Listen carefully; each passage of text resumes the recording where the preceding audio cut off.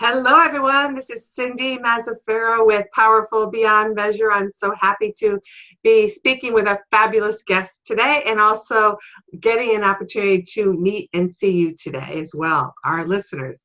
So, Sebastien Richard is a John Maxwell Team certified speaker and coach.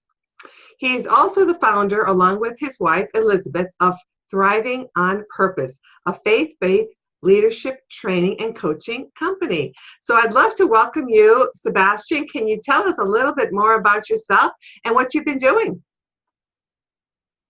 Yes, well, you pretty much boiled it down there with the founding of Thriving on Purpose. I'm also the author of Lead Like a Superhero, which we will be talking about shortly. I went from being basically, I'm still transitioning, but I went from being a postal worker to a speaker and author. So it was a huge transition, and it implied a lot of major changes going on within for me to actually embrace who I really am. Because, I mean, nobody gets born on this planet saying, hey, I was meant to be a postal worker. Anyway, I doubt that that's something that's extremely fulfilling. For some people, it might be. Not for me, it wasn't. I was as just disgruntled as you can imagine. And a couple of years ago, my mom passed away, and that during the process of this whole experience, God spoke to me and made me basically re-embrace my purpose, because it was something that I always wanted to do. Years and years ago, maybe 17, 18 years ago, I wanted to be, I was considering pastorate, to be a pastor. I was considering ministry. I had had some amazing experiences teaching in my local church. I loved speaking in public, even though it made me very nervous at the time. I was a young man. But I enjoyed the impact that it had on people, and it made me come alive. And for many, many reasons, I didn't follow that path, and I chose the sensible, let's get a good paying job and be responsible, and let's not do stuff that just is not, basically, I thought at the time it wasn't smart to go ahead and pastor. But what you need to understand is I'm from Quebec. I'm not an American. I'm from Canada. I was born in Montreal, Quebec. And over there, being a pastor means you will probably starve. So for me, it was very frivolous to consider that, because Quebec is it's a bastion of Catholicism.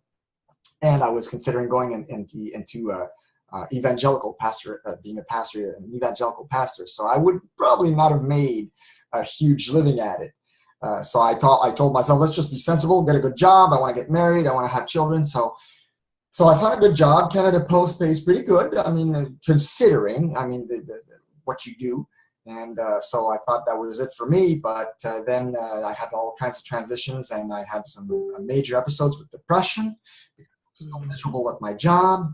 All these things combined, plus my mother passing away, and always learning more. You read. I've been reading books, spiritual growth books, and all kinds of scripture-related books, Christian growth books, since I was 18. Right. And you just know that you're not doing what you're supposed to be doing. Right. So when my mom passed away, it had a huge impact, and I finally saw. Sorry, yeah. I was just going to stop you just because I want to be able to interact a little bit too, but also to catch you where you're saying, which I think is really great. And that is that you found yourself in your course of life disgruntled, disenchanted, disheartened, and depressed even. You actually said you were having some mental health issues, and that you were actually able to receive this inner wisdom, this message from God, as you refer to it as, saying that what really makes me come alive, what makes me feel happy. And I honor you, and I think what you're saying is so important to our listeners, because so many of us struggle with what's fulfilling in our life, what brings us joy. And so I think what you're saying is so pertinent. And as we get into your book and talk about how do we lead in our own lives, following our own passion is really a fabulous gift that we can give ourselves and those that we can touch the world. So I think thank you for sharing that part of your life, because it allows us to understand and relate to you that we all have difficulties in our life, and there's times throughout our lifespan, that we may feel that where has life brought us to? Is there more than this?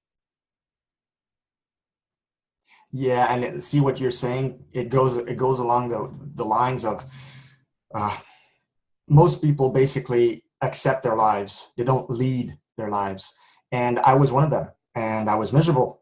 I was just trying to accept my life every day, telling myself I need to accept this. It's a good paying job. It's okay. I'm providing for my family. And you try to convince yourself that this is what you're supposed to be doing. And deep down, you just know that it's not. And that's why you're miserable, right? Right. Because you're just not doing what you're supposed to be. Right. So what you're saying is, so often cultural, family expectation, religious expectations, we fit this norm of getting a normal job, going to education, and that some of that we end up losing our creativity, our inner passions, and what I refer to as our spiritual gifts. What are the gifts that we have, and how can we bring them into our life that makes us feel alive, that really creates great joy in others as well? So let's get to your book. Do you have a copy that you can show us of your beautiful book? Sure, just wait a second. It's right there. Yeah, that's okay. I have mine behind me, so we always have to have it around. Look at this, folks. It's upside down because of the screen thing, but it says Lead Like a Superhero, What Pop Culture Icons Can Teach Us About Impactful Leadership. I love it. And let's get into that, because we all love superheroes, whether it's Cinderella, Superman, Batman, whatever. We have grown up with heroes in our life from very young ages, and we still go to see many of them with our children, grandchildren, and even just because we follow that superhero come to the rescue fantasy of really changing, impacting lives. Superheroes change people's lives, right? They fight for the good typically. So superheroes, although are fictional, demonstrate amazing leadership qualities. So can you tell us how you came with this idea about using them and teaching about leadership in your book? I think it's a fabulous idea. Well, it's a process because I grew up in my teens. I had a troubled childhood. I had a very, my dad wasn't present in my life. He was irresponsible. He was just not a good leader. And there's things you do without knowing why you do them. So when I started reading comic books in my late teens, I really got hooked. I loved Superman. I loved Batman. And I just read those. I devoured them. So I started collecting comic books. And it's only later in life, like when I became a certified coach and speaker and leadership expert, then I was musing to myself and thinking about my favorite superheroes one day. It's just like, think about, Superman. Superman's really a good leader. Batman's a really good leader, but he doesn't lead like Superman. So I thought that was interesting. And then I kept thinking about all these names that popped up. Wonder Woman, she's a good leader too.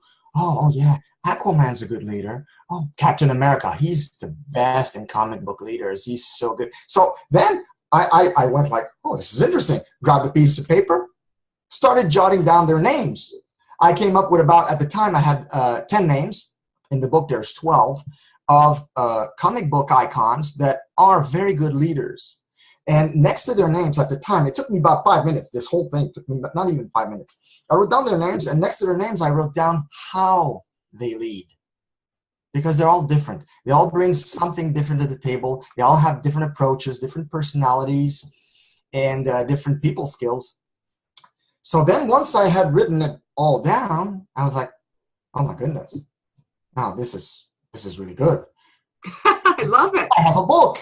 And then I started dancing around and picked up the phone, called my wife and said, hey, I have a book. I'm going to write a book. And my wife is always very, very grounded, very pragmatic. She goes like, calm down. So what's your big idea? And I told her, superheroes are great leaders, and I could write a book about how to lead like a superhero. And I started telling her what I wrote down. And my wife, who's always very, very pragmatic, like I said, and oftentimes will kind of drag me back down. I'm the dreamer. I'm the guy who has the big ideas, and she drags me back down because it has to be feasible. It has to be something you can implement. That sounds like my husband. He's the accountant. So I can totally appreciate that. But it's okay because we complete each other. But then this pragmatic pragmatic wife of mine goes like, this is a really good idea.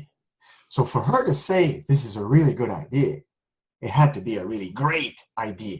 Great. So I knew I had a book at the time. Boom, right then and there. I love it. And what I love about it is that we can relate with different superheroes. And actually, we are ourselves a superhero. And what your book talks about are so many different types of leaders and what they bring to the forefront, if you will, whether it's in companies, in jobs, or also in families, or also just as you as a leading what you want to lead in your life. And I think so often that people use the word leader as it only relates to their job. How do I become a leader in a professional career? I'm sorry? The image of a leader, when we say leader, yeah. When we say leader in our field, we often imagine the guy or the gal dressed up corporate, all buttoned down, right, super serious, and this is a leader. But you see, in my book, I teach that leadership is organic. It begins within. It begins with passion. It begins with leading, like we were saying earlier, your own life. Right. If you become a leader of your own life, if you stop accepting your life, embracing your, like you said, your spiritual gifts or your gifts or what you can bring to humanity and pursuing it with passion, guess what? You're becoming a leader. Exactly. And that's going to be contagious. And people are going to want to follow you because there's that passion that makes you come alive. And what the world really needs is people who come alive. Right.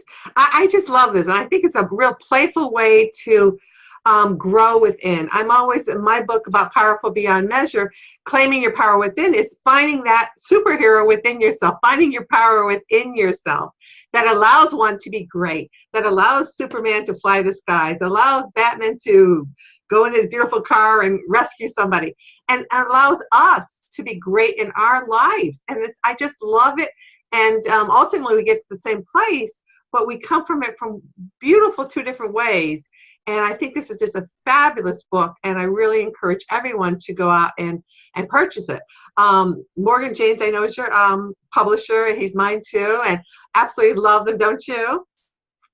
I love David Hancock. I love Morgan James. The Morgan James family is just amazing. Yeah, just what a great experience it was to get published by these guys.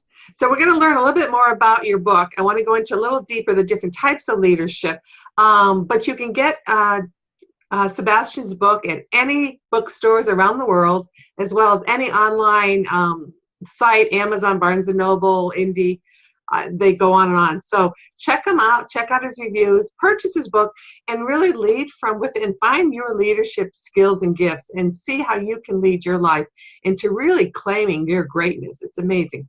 So Sebastien, can you go through some of the different types of leaderships? I know you talk about how Superman forges ahead like a locomotive. So what kind of leadership role exactly Superman versus Spider-Man? Maybe you can go through some of them for us. I mean, they all lead differently. That's what's amazing. That's what I found so inspiring about this book. And superheroes, like you said, they inspire so many people. And the reason is, like, deep down, and it goes along the lines of your book as well, we need to feel empowered. Because we do have that power within, if we don't embrace it, we just need to feel it somewhere to get inspired to embrace it. And that's what superhero movies and comic books do. When we go see those movies, we come out, we're inspired, we feel empowered through the medium of seeing. For example, recently there was Wonder Woman who got praised by the press and everywhere. Like, the movie was just amazing, really. And there was some good leadership examples there as well. And for example, Wonder Woman, in the book, I called her the strong and versatile female lead because she does it all. And also, there's a call to action at the end of every chapter that's named after the said superhero. And the call to action is really, what is the one thing that comes out from the character of that superhero that we can emulate in our own life? And I think Wonder Woman is super decisive. She makes decisions, she makes them swiftly, and she's sure, and she goes with all of her guts. And in the movie, you can see that really well. she decides to leave the island. That's the first big decision she makes. And then there's this moment in the movie that is a defining moment for the character. And spoiler alert, guys, spoiler alert. So if you didn't see the movie, you can just mute it for a second. But there's this decisive moment in the movie where she's in the trenches, and they're all scared to move forward. All the soldiers are scared. They're like, this is no man's land. You can't go there. You're going to get shot. It's over if you just get out of the trenches. And she's like, this has to stop. And she just moves out of the trench, and she moves forward, and she gathers momentum because of her bravery, because of her decisiveness. Everybody starts following her, and it changes the tide of the battle. So that's what's really great. I saw the movie myself. And, part of this decisiveness that you said, it's also that she acts swiftly, but with confidence and belief. Yes. And she knows what's morally right. She knows how to make decisions. And I think that so often that is an aspect that many women do have, and as well as men. So I don't want to make it gender specific, but the type of leadership we're talking about with this particular superhero, and it can be for both men and women, is one of confidence and swift decision making, and knowing what's moralistically right and sound and just. And I think that that's really important too, because so often we can be decisive in our decisions and moving forward, but it might not be serving the greater cause. No, there's a certain impulsiveness there you need to be careful with, and sometimes being impulsive is not being decisive. So you got to be careful. It has to be a good decision that's been weighed and made with sound judgment before you actually go out and act it out. Right. Okay, so let's look at the Spider-Man. You call him the self-sacrificing leader. I love that. Can you talk a little bit about that? I myself am a lot like the Spider-Man leader. My wife keeps calling me the Spider-Man leader. See, the Spider-Man leader is very particular because I think of all the superheroes, Spider-Man is probably the one who's the most self-sacrificing. Like, people would argue saying, well, Superman is self-sacrificing. No, not really. Bullets bounce off him. Spider-Man can get killed. Spider-Man, at the end of many of his battles, has cuts, bruises. He needs days to recover sometimes. He's got a black eye, and he gets thrown across a wall, and he's not the Man of Steel. He's not made it, so he gets bruised a lot. And so in the movies, we remember Spider-Man getting into all of these problems. And Stan Lee, when he created Spider-Man, what did he want to do? He wanted to create a superhero with problems. He said, I think young people are going to really, really identify with a superhero who has problems. So Spider-Man is always broke. Spider-Man has girlfriend problems. He's socially awkward because he's always swinging into action. He has trouble at school, trouble at work, and it shows up in his life. And yet, when you look at Spider-Man at face value, the self-sacrificing strength that he has to be willing to put everything on the line every day, that is super strong leadership. And it's the way that he goes out to serve the world. And I think the servant leadership quality of Spider-Man is to be emulated, is to be copied by us, to be modeled by us as leaders, as we strive to lead our lives and lead others' lives better. That's a very interesting superhero to talk about, because I also sometimes will, when I coach and in my book, we'll talk about setting boundaries and not being totally self-sacrificing, excuse me, because you are vulnerable, because you have to still protect yourself. And as you said, Spider-Man sometimes will have his own wounds, and even though he wants to go out and rescue and be self-serving to others, or serving of others, not self-serving, but serving of others, it puts himself at risk. And I think that because he's not the Man of Steel, doesn't have this coat of armor that protects and shields him, that we can be impacted negatively in our actions for others, in good actions of others. And that there's a point where Spider-Man knows he can't make a difference in every situation. He might want to, but so I think there's a great parallel with all of these superheroes and the personas that we take on in leaderships and our gifts that we use, is to realize that we can make an impact in life, excuse me, but that we also have to protect ourselves in the sense of how we have to realize that we are important. And when we honor ourselves and what we know is true and just and right, that then we can go out and serve. But we should not liquidate or make us feel that we're not as important to those that we serve. We are just as important, and that when we are stand into our truth, like you are standing into your passion of really doing what you're wanting to do, walking away from the Postal Service. You had to stand in that. You could have still been the mailman, and you could have been the superhero that knocked on doors when the elderly didn't come out and get their mail, or bring great advice to people that you saw along the road. You could have been a superhero as you were a mailman, but you still had to honor. I've met some. Yeah.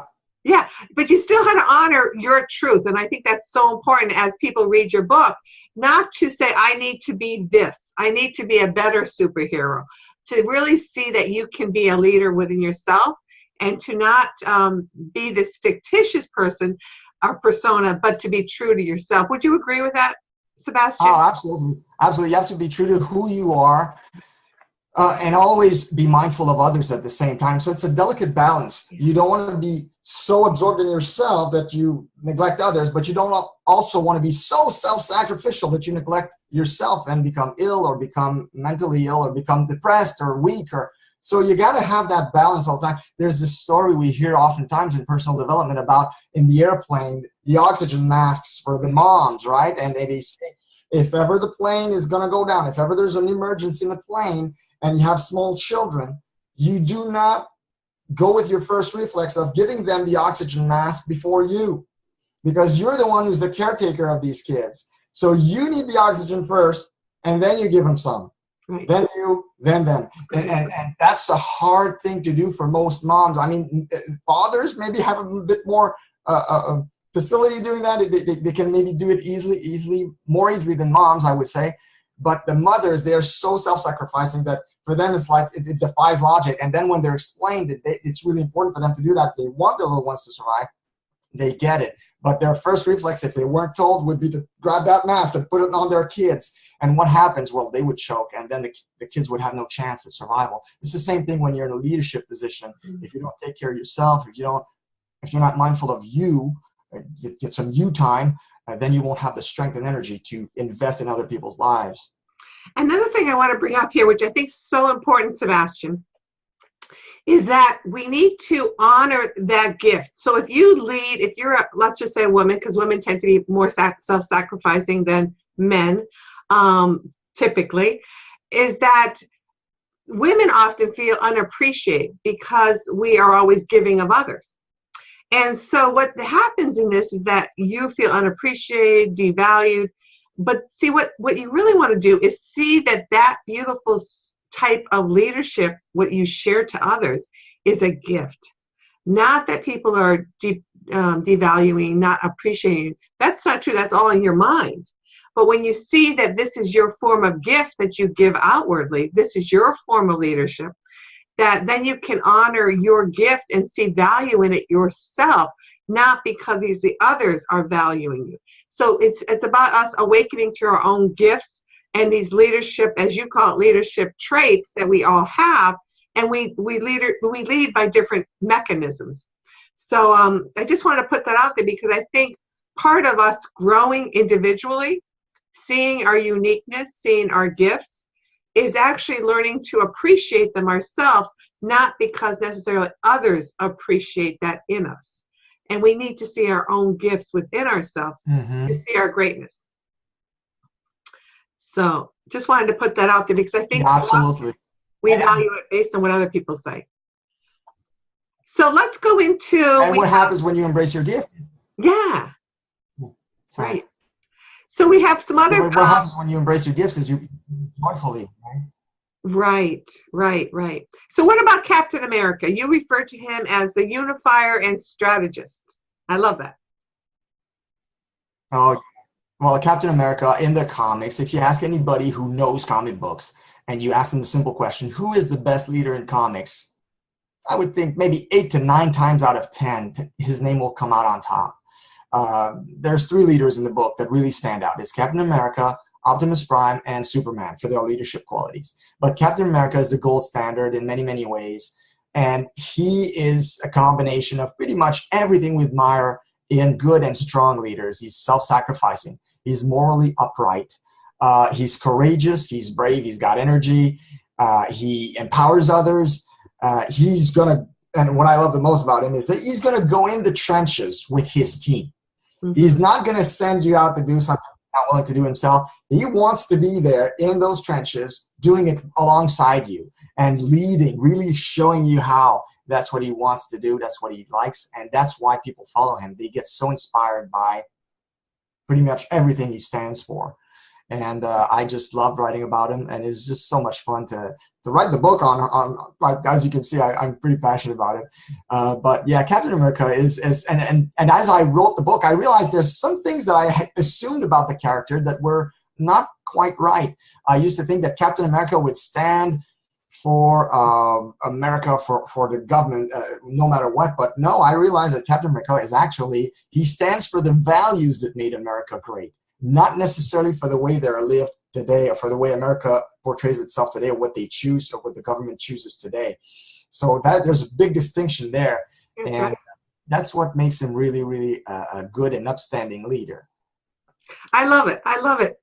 And Professor X, which is kind of what you and I are both doing, is the recruiting, teaching, the mentoring. So in a way, we have this component because we're encouraging others. We're mentoring and teaching them to see their greatness, to see, to fulfill their passion and purpose. And so I love that too. Yeah. Well, it's amazing. I love a lot of coaches are. Go ahead. A lot of coaches are Professor X leaders at heart. What gets them up in the morning is to see others empowered, to see others succeed, to see others getting to where they're supposed to be, becoming the best version of themselves. And Professor X leaders are experts at that. Professor X in the X-Men, he goes out and he recruits people on his team, and what he wants is for them to develop their gift and use it well for the benefit of themselves and humanity. So that's I see really a coach there, and I see a guy who has a tremendous amount of value to give. And I loved writing about Professor X. I think what he did with Wolverine is probably one of the best things, because Wolverine is like so rough around the edges and it's so hard. It's like hurting a cat, and it was so difficult at first to get Logan, Wolverine, to become who he's supposed to be. But in the last movie, the Logan movie, you can see that it actually stuck because Wolverine was the caretaker of Professor X, which is kind of amazing in a way. Right. I love Wolverine. I love that character. He's fabulous. He's gorgeous too. But I mean, so many times. We're talking about Hugh Jackman or Wolverine here, because Wolverine in the comics is 5'3" and 195. Oh, really? And he's got an ugly mug. So it's not the same thing as Hugh Jackman, but Hugh Jackman portrayed the character so amazingly well that you kind of forget that little detail there. Oh, that's funny. I've never read that comic book, but what I want to also mention here, which I think is really important, is that as they read your book, that you might find a type of superhero or a leadership skill set that you tend to have. And that I think you'll agree with me in that what can happen is, as you use one particular leadership style, is that you may say, I need to use this type of leadership in this role, in this capacity. So, for example, for someone who is self-sacrificing, does a lot for their family, a lot for the world, whether it's professional or personally, you might get to a point and say, I need to shift that a little bit. I need to take on the roles of, let's say, Professor X. I need to encourage and mentor my children to be more empowered for themselves. So I'm not always doing. I'm now shifting from the toddler to now the teenager family dynamics, and I need to be more of that Professor X. I need to step into that skill set, because it's also allowing them to be independent and eliminating some of my requirement to continue to always serve them and to be there for them. And so I think that's really important, that we don't have to be one particular hero and a form of leadership, that we can blend and interact and maybe find the area where you need to step into that is uncomfortable to you. So, for example, maybe you're not the assertive, aggressive, I'll put the word aggressive, but assertive leader that really takes charge and steps forward.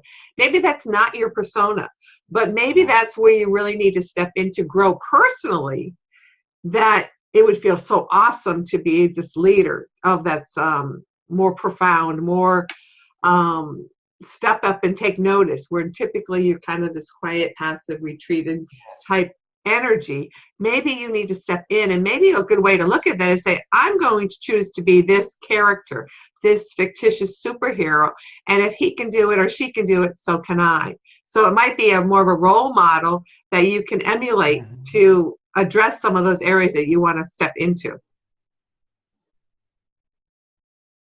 Yeah, well, I think most people, when they read the book, they won't identify with just one character. They might find like, I'm 75% Spider-Man and I have a 25% Batman or a 25% something else. And also, like you said, it's good to get the strengths of these leaders and try to bring it to our own lives. And I mean, it's leadership across the spectrum. And you can be decisive. You can develop a strong character like Captain America. You can show compassion and have great wisdom like Optimus Prime. You can be a super achiever like Superman. And there's all these calls to action at the end of the chapters that they all, like I said, they all bring something different to the table, but they're all essential things. In the end, when everything is said and done, they're all essential to good leadership. Right. I can see this book being used in corporate America, where you have many different types of leadership and really getting people to step into that leadership capability. But I also can see this as a beautiful tool for parents to read and allow their children to, let's pretend we're going to be this character today. Let's work on, dress this cape or put on these little whatever to kind of take on that superhero persona, to emulate, to teach children and teens about being this leader, using and emulating their traits and seeing their remarkable ability within themselves to lead from within. And I think it's a wonderful book that really can touch everyone's lives. And I encourage you all to check it out, read the endorsements and the reviews. It's really amazing. So I hope you all will go out. And why don't you show them your book one more time, Sure. Sebastien? Yeah. So the book is Lead Like a Superhero. Whoop. There you go. So people ask me, they don't ask me, but some people just don't notice the cover, because on top, this is Captain America's suit, is his costume. The middle part is Superman's cape. And the bottom part is Wonder Woman's shorts. Oh, I see the stars, yes. Oh, nice. So people think it's more like an American flag, but it's not an American flag. It's actually a triptychal cover that had all three major superheroes with a different texture, I guess you could add to that. I love that. Oh, thank you for pointing that out. That's very ingenious. Who came up with that cover design? The design was Morgan James, graphic artist, but the idea for the three parts, that was me. I proposed it. I said, great if on the cover we had like these three textures for the different costumes. I love that. And they ran with it. And the graphic artist at Morgan James came up with that cover, and I was blown away. I was like, this is just so perfect. Exactly. Oh, well, that is wonderful. So, Sebastien, is there anything you want to leave our audience with? Some wise words, what you really feel that your book can give them? What would you like to say to our audience here? Well, I think the book it was written on many different levels, and you pointed that out earlier by saying it's good for corporate America, but it's also good for young people.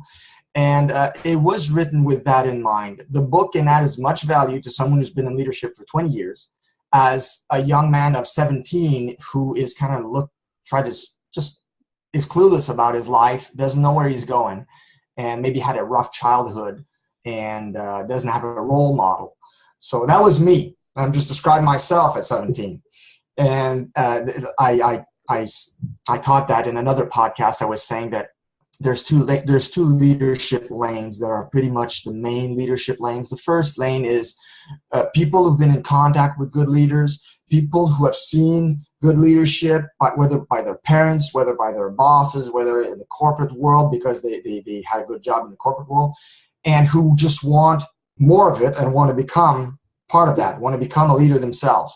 So there's this type of lane, but there's the other lane, which is oftentimes neglected and oftentimes the most impactful, is those who have lacked leadership in their lives, those who have had no leadership from their parents, those who struggle to find themselves, find their gifts, who had a rough life, and who crave leadership and who will do anything in their power to find that in their own lives, to be empowered. And when they actually find it, then they run with it and they become transformed and they really impact the lives of others. So that's the lane I'm coming from.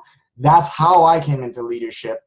And that's pretty much, I think it transpires a lot throughout the book. And I just want to encourage people that no matter what station you are in life, whether you're in the corporate world and crushing it, as we would say, or you're a young man and 20 years old, or a young woman 20 years old and just like struggling, trying to figure out life, what you want to do in life, what you want to be, and you're kind of maybe in your shell and you haven't come out of your shell yet, this book can help actually both types of people in both lanes.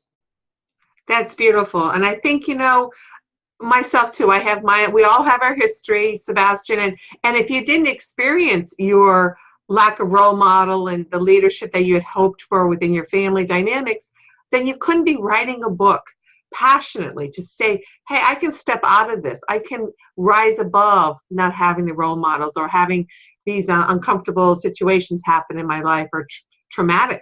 So we can all rise above it, and not to say that, oh, poor me, I had these situations happen. No, it's like, how wonderful. I can now look at these situations as they were gifts because it allowed me to see what I needed to follow. What was my path to reach out into the world? How can I touch the world? How can I touch my own self and grow personally? And that's what this magic is all about, is seeing the super gifts within yourself, the superhero-ness within yourself. And so I really hope all of you go out and buy Sebastien's book. It's fabulous. I can't say enough about it. So lead like a superhero today. Go out and be the superhero that you want to be, emulating your leadership styles, and read his book and realize that we all have this within ourselves, every one of us. And you're remarkable, you're powerful beyond measure, and lead like a superhero will help you get that life that you want to live passionately and joyfully. So Sebastien, thank you so much for being here today.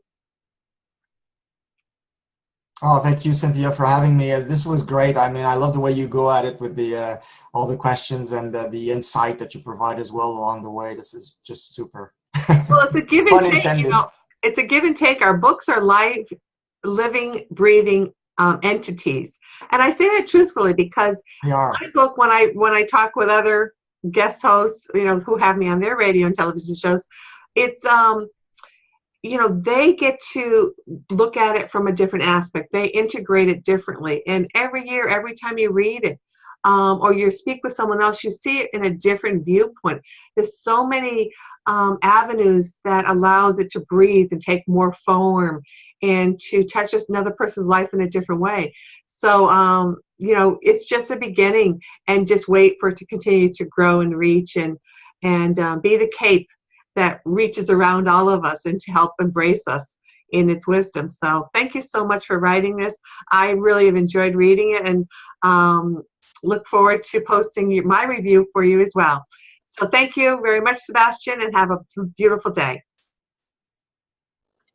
Thank you so much, Cynthia. It's been great being on your show. Thank you. Great.